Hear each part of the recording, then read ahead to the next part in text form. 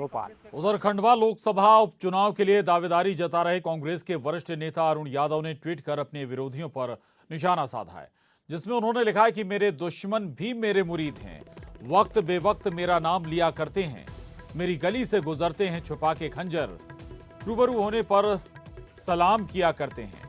खंडवा को लेकर अभी भी पेंच फंसा हुआ और कांग्रेस पार्टी की ओर से अभी तक उम्मीदवार का ऐलान नहीं किया गया। तो अरुण यादव अब ट्वीट के माध्यम से इस शाराना अंदाज में इशारा भी कर रहे हैं, अपनी तकलीफ भी जाहिर कर रहे हैं।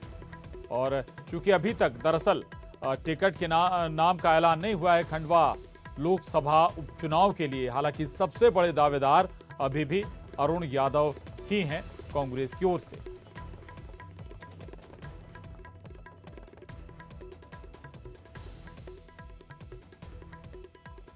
और मनोज राठौर हमारे साथ जुड़ गए हैं।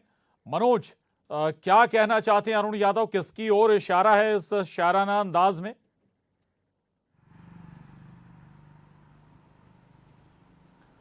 जी बिल्कुल, जब दिल्ली गए थे अरुण यादव उस दौरान ही ये साफ हो गया था कि वो कहीं ना कहीं अपनों के शिकार है। यही कारण है कि अब उनको अपनी बात पहुंचाने के लिए जो है दिल्ली जाना पड़ रहा है। और यही सबसे बड़ा कारण है कि अभी भी कांग्रेस में खंडवा लोकसभा सीट के उम्मीदवार को लेके पेंच फंसा हुआ है। लगातार अरुण यादव सक्रिय नज़र आ रहे हैं। हालांकि बीजेपी में कुछ ऐसे ही हालात हैं जिस तरीके के कांग्रेस में हैं।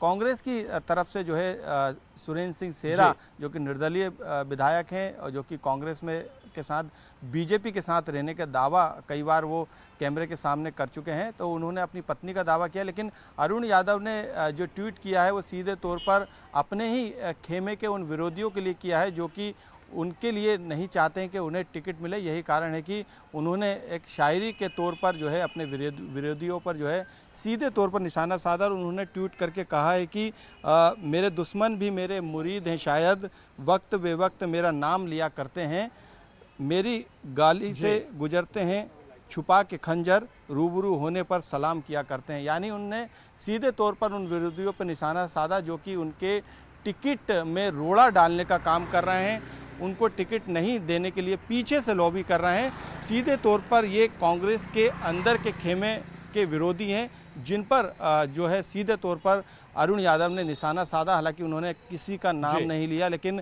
एक बात साफ है कि जब उन्होंने दिल्ली जाने की बात की थी और कमलनाथ और प्रदेश प्रभारी मुकुल वासनी से मिलने के बाद उन्होंने अपनी बात उनके सामने रखी थी। और उसके बाद उन्होंने ये भी कहा था कि जो मौजूदा समीकरण है उसको लेके वो राहुल गांधी से भी मिलेंगे। तो उसी दौरान ये साफ हो गया था कि अभी भी उनकी बात टिकट को लेकर नहीं बन पाई है और उनके टिकट को लेकर अभी कंफर्मेशन उनको नहीं मिल पाया है। दिग्विजय सिंह ने जरूर उनको शुभकामनाएं दी थी। सज्जन सिंह वर्मा का भी बयान आया था, उन्होंने इशारों में कहा था कि अरुण यादव का टिकट पक्का है।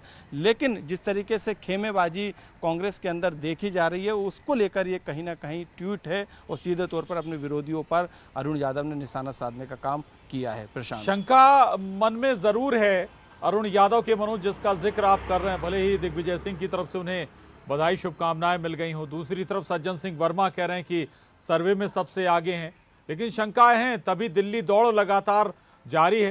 अरुण यादव की ये ट्वीट सामने आया। मनोज,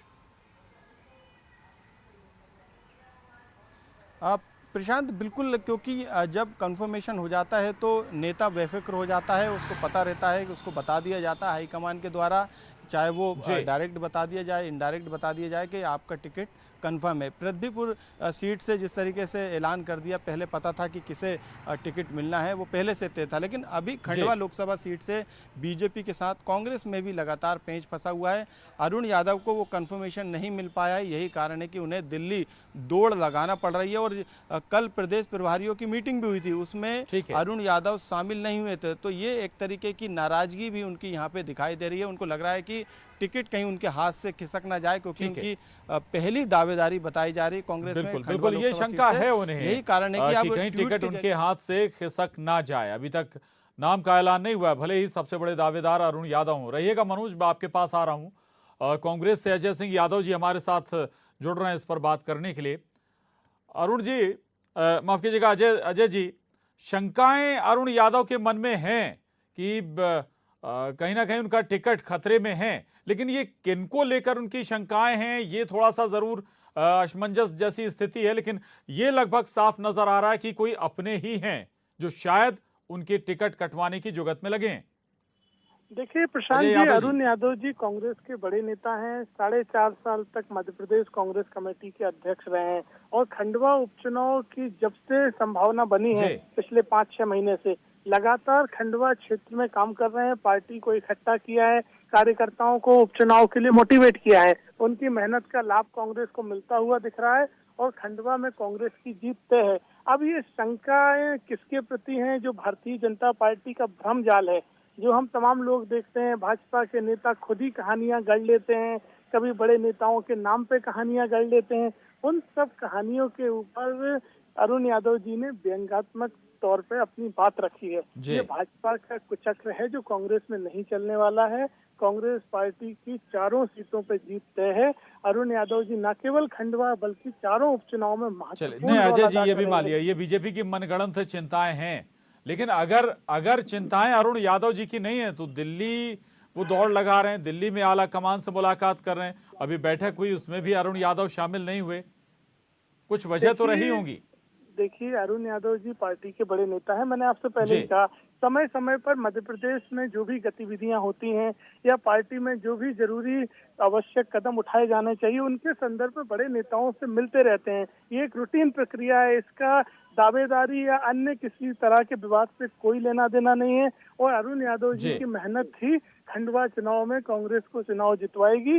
भारतीय जनता पार्टी के भ्रम झाल के ऊपर उन्होंने निशाना फैला किया है कि जो दुश्मन बड़े नेताओं का आप जिक्र कर रहे हैं, बड़े नेता हैं अरुण यादव, ये तो ठीक है, कांग्रेस भी मानती है, बीजेपी भी मानती है, लेकिन बड़े नेता तो अजय सिंह जी भी थे, बड़े नेता तो कांग्रेस में अजय सिंह जी भी बड़े नेता हैं थे, लेकिन स्थितियां बदलती हैं साहब। मैं उस लिहाज से आपसे समझना चाह रहा हूं कि कहीं ऐसा तो नहीं कि अंदर ही खाने कोई लॉबिंग चल रही हो एंटी अरुण यादव। देखिए, किसी तरह की कोई लॉबिंग का सवाल नहीं है। पूरी पार्टी एकजुट है। 2 दिन पहले अरुण यादव जी ने स्वयं बयान दिया था कि कांग्रेस पार्टी का प्रत्याशी सबका प्रत्याशी है और उसको जितवाने के लिए पूरी मेहनत करेंगे।